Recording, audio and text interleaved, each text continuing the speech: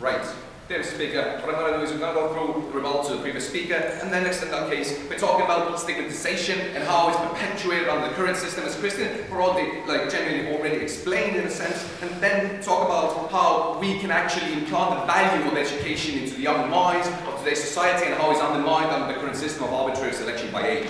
Before that, as I might have mentioned in rebuttal, we heard a lot of interesting ideas. First of them was that, potential cannot be tested because kids develop, right? Our IQs change. But they ignore the fact that even, of course, we all develop. Everybody's IQ increases because of interaction and growth. But all of the tests in psychology and development psychology have shown that the tires remain the same throughout age, right? You get intellectually smarter, but your general position remains the same. And I really want to emphasize once again that sadly, some people are less talented. Some people reach a level a bit, some people can't reach as high a level as others because of genetic factors, but also socioeconomic factors. Because that is a truth we need to acknowledge in this debate, right? So that the idea that we cannot potentially test this is untrue. Also, on different levels of school, once you finish primary school, we can retest you, we can place you in a higher class, we can have all that, as Christian already stated. Then they said something interesting. We cannot assess humanity. We cannot assess whether you're a good person or what other things you value, and we completely agree with that. We cannot assess that, but the point is, we need to think about how to use the resources in our standardized education system and how to put most of the standard education into young minds the best, right? We're not supposed to make them into good people, but we have already decided there are some facts, some logics that people need to acquire throughout the process of development, and these can be implanted into these people, and these the level of how well people will acquire this knowledge that standard education provides can be tested through IQ, through cognitive testing, and all these aspects. Thirdly, they say, teachers should just do more work, right? Pay more attention to the smart kids, pay more attention to the stupid kids, and so on and so forth. But that's the problem. They're not ignoring Kristen's analysis. The point is there's one teacher or two teachers, depending on the funding we have, and that's the problem. If the division within the class is bigger, right, we always teach to the average. Why do we always teach to the average? Because then we tackle broadly the most kids, right?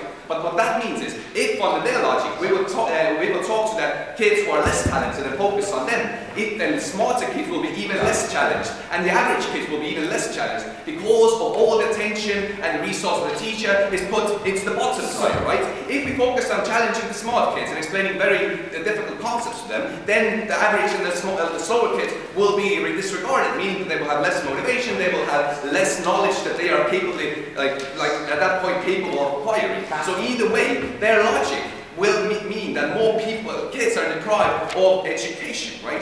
Then they moved on of saying, this would mean that we would put bad teachers into lower educated classes and good teachers into higher educated classes. I say, I'm not necessarily sure if that's bad, right? If we talk about the dysfunctional education system, where there is an immense difference between the level of teachers, we think we should use the capacity in the most efficient way. If some teacher is unable to explain very difficult philosophical concepts, they shouldn't teach to the higher class. So if we have all these problems, and this is the general problem with the upper bench, right? They do not acknowledge the existing inevitable issues we have in our society. Genetic factors, the social divide, the capability, the underfundedness of our education system. These are things that always will remain. What we are just saying is that under our model, you would use the existing resource and conditions in a most efficient manner, right? Now, moving on to the constructive part, right? They talked about people will be captured. Sir, why should slow kids be stigmatized and therefore deprived of learning horizontally from fast kids? Right, so just getting into that. They said that people will be stigmatized, and I want to analyze that a bit. Right, what is stigmatization? Stigmatization is a sense of contrast through which we say that some person's traits are good or bad, right? And we acknowledge stigmatization exists. The problem is there is more stigmatization if we group kids together not based on their skills, but rather on a random thing, right? Currently we have stigmatization. If we are assessed under a fixed criteria, like you get a 5, you get a 1, right? Then we already have that contrast that some kids are stupider, and that is emphasized to a larger extent. Why is that true? We say that the general idea about stigmatization is that we say that poorer kids are worse than us or somehow not as good because they are assessed in the same framework, right? What we said in our model is that it's not like getting a 5 in the top class and getting a 5 in the bottom class does not require the same effort.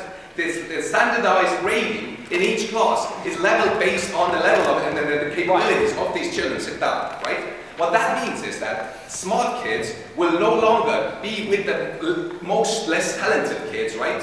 So meaning that the contrast will not be exposed. These poorer, like kids who are less smart, will not be assessed on the same criteria as the smart kids, meaning that the subjective stigma of them being stupider is not perpetuated and not emphasized because they are studying in another environment. There's an extra benefit to this actually. The fact is that we think we're creating sort of intelligentsia, right? We are saying that only standard education is a value in a society, and that is problematic. We say if you put the kids who are maybe not that good at math or standard education into an environment where their capabilities are assessed by different criteria, the intelligentsia or super talented kids will be more likely to not see them as kids who can't achieve standard education, but rather as kids who might have other positive traits, athletics, artistic skills, and so on and so forth. So eliminating the arbitrary, strong emphasized contrast within the class through grouping them together with people who are maybe very good at math and standard education and people who have the other merits, we might actually lessen the social divide that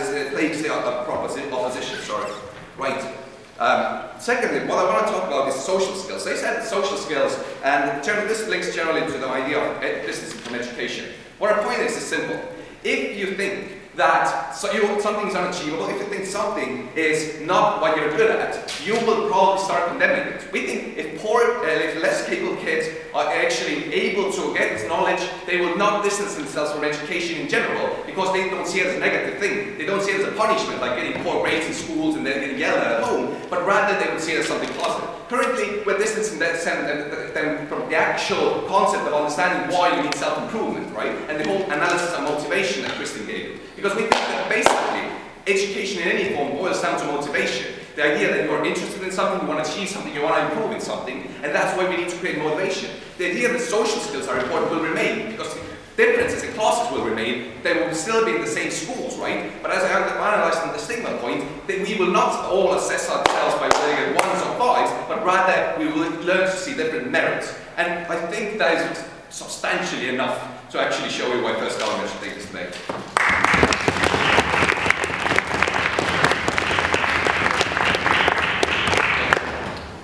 I'd like to speak for the speech. I'm Bonjour to continue the case for the opposition.